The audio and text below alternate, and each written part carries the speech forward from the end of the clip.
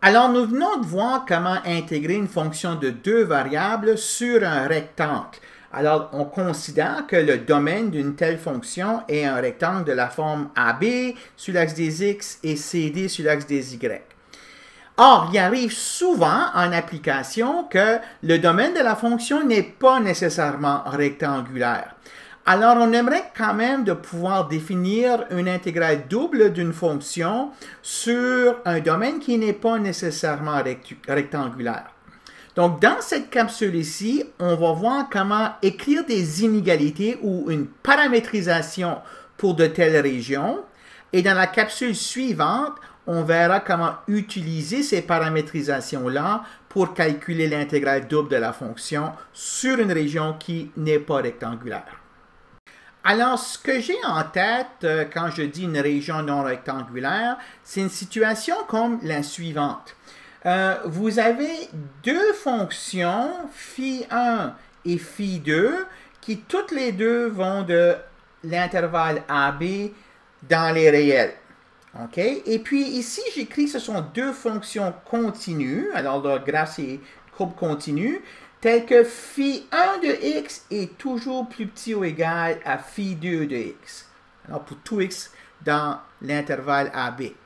Alors, qu'est-ce que ça veut dire, ça, par rapport à la position relative du graphe de phi1 et du graphe de phi2 dans le même système d'axes?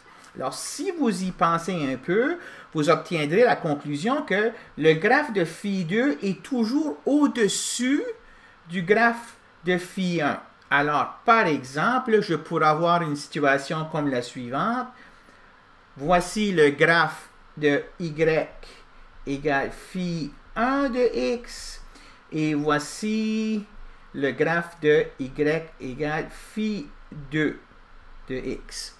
Alors, ce que j'ai en tête comme une région non rectangulaire, ça pourrait être une région comme celle-ci. C'est-à-dire que vous avez x compris entre A et B, mais y est entre cette courbe inférieure ici et cette courbe supérieure ici. J'ai la possibilité d'égalité ici. Ici, les deux graphes, comme je les ai tracés, ils ne se touchent pas. Fait que dans ces deux graphes ici, j'aurai une inégalité stricte. Mais ils peuvent se toucher en un certain nombre de points. Alors, par exemple, ils pourraient avoir la même valeur à x égale à A, par exemple. Donc, j'ai toujours une courbe qui est en dessous et une courbe qui est en dessus. Et puis ça serait aussi là une région qui serait d'intérêt. Alors, ce qu'on veut faire, c'est de prendre une fonction qui est définie sur des domaines qui ont ces genres de formes-là. Ce n'est pas rectangulaire. Donc, des domaines qui ont cette forme ici. Et puis calculer l'intégrale de la fonction sur cette région D-là. Comment est-ce qu'on écrit une telle région? On dit que D, c'est l'ensemble des points X, Y qui sont tels que X est entre A et B. Pour les deux courbes, le phi1 et phi2, le x est entre A et B, mais c'est le y, lui, y a des bornes qui sont variables.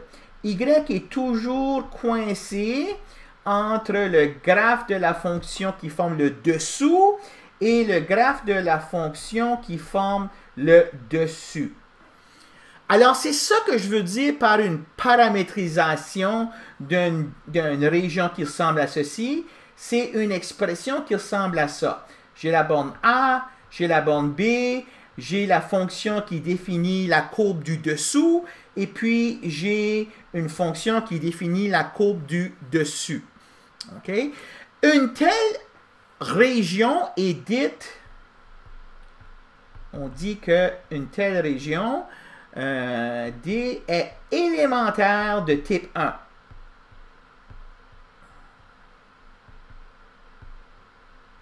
De type 1. OK, alors on va définir tout de suite après une région élémentaire de type 2. Mais pour l'instant, voici ce que j'entends par une région élémentaire de type 1. C'est une région dans le plan XY qui peut être écrite avec des formules comme ceci. Mais je pourrais également avoir une situation où est-ce que je n'ai pas un dessus et un dessous, j'ai un gauche et un droite. Okay? Donc une courbe à gauche et une courbe à droite. Alors, par exemple, dans la situation suivante, j'aurais donc pas des fonctions y en termes de x, mais des fonctions x en termes de y. Hein, psi 1 et psi 2. Alors, donc cette inégalité ici veut dire que la position relative sur le même système d'axes et que cette courbe ici est toujours à gauche de cette courbe ici. Alors, si j'ai à dessiner un exemple ici, je pourrais avoir, voici x égale psi 1 de y. Et voici x égale psi 2 de y. Encore ici, les courbes pourraient se toucher en certains points, mais il y en a une qui est toujours à gauche, puis une qui est toujours à droite. Celle qui est à gauche, je l'appelle psi 1. Celle qui est à droite, je l'appelle psi 2. Alors ça aussi, c'est une région qui pourrait m'intéresser. Donc une telle région, je l'écrirais de la manière suivante.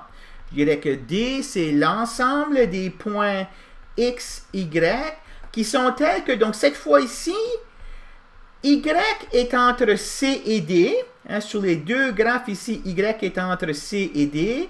Et puis, la valeur de X est coincée entre la courbe à gauche et la courbe à droite.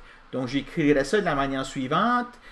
Psi 1 de Y plus petit ou égal à X plus petit ou égal à psi 2 de Y.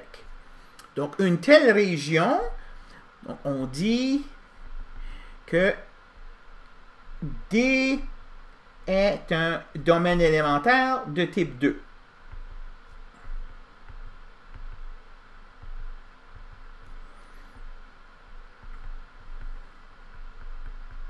OK? Alors, il s'avère que dans beaucoup de cas où on va avoir à intégrer des fonctions de deux variables, la région, si elle n'est pas rectangulaire, là, on va être capable de la représenter soit comme une région de type 1 ou de type 2. Okay? Donc, ça va être essentiellement de décider de quel type il s'agit, puis ensuite de trouver les inégalités appropriées, donc soit l'écrire de cette manière ici, si on a décidé que c'était une région qui était bornée par une courbe à gauche et une courbe à droite, ou de l'écrire comme ceci si la région qui nous intéresse est une qui est bornée par une courbe en dessous et une courbe au-dessus. OK? Il arrive parfois que la région qui nous intéresse, en fait, on peut la considérer comme étant à la fois de type 1 et de type 2. Comme l'exemple qu'on va traiter ci-bas. Okay? Alors, dans de tels cas, on dit tout simplement que D est élémentaire, sans nécessairement dire de type 1 ou de type 2. Le type, ça va être celui que nous allons choisir. Alors, on a le choix, dans une telle situation, de décrire cette même région. Donc, ici, j'ai choisi un disque centré sur l'origine de rayon 1. Donc, j'ai le même disque en haut et en bas. Alors, je peux décider de voir le disque comme étant au-dessous de cette courbe ici et au-dessus de cette courbe-là. Donc, dans ce cas ici, ça c'est une région de type 1. Ou je pourrais voir D comme étant borné par cette courbe ici à gauche et par cette courbe ici à droite. Donc, la même région, on peut l'écrire soit de cette manière ici ou de cette manière-là. Mais c'est important, il va falloir savoir comment le faire dans les deux cas. Alors, par exemple, ici, je peux décider que l'équation du cercle ici, là, qui forme la frontière, c'est x carré plus y carré égale à 1.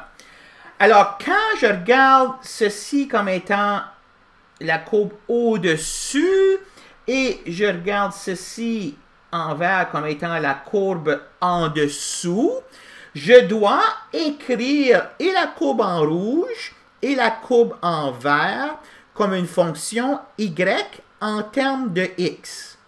Donc, comment est-ce qu'on fait ça? Ben, on prend ceci, puis je résous pour y en termes de x. J'ai donc y égale à y égale plus ou moins racine de 1 moins x carré. Hein, ben, j'ai les deux racines possibles. La racine positive, ben, c'est celle-là qui est en haut, puis la racine négative, c'est celle-là qui est en bas. Donc, j'arrive à voir ici que la courbe au-dessus, c'est y égale phi 2 de x égale racine de 1 moins x carré. Et puis la courbe en dessous, c'est y égale psi 1 de x égale moins racine de 1 moins x au carré. Fait, dans ce cas ici, j'écrirais D comme étant l'ensemble des points x, y qui sont tels que, bon, x, lui, les bornes sur x, ils vont de là à là. Hein? Donc ici, c'est moins 1, et puis ici, c'est 1 parce que c'est le cercle x carré plus y carré égale à 1 qui forme la limite ou la frontière de ce disque-là. Donc, x est entre moins 1 et 1, et puis y est entre moins racine de 1 moins x carré et racine de 1 moins x carré. Alors, ça, c'est comment on écrit ce disque ici comme une région de type 1.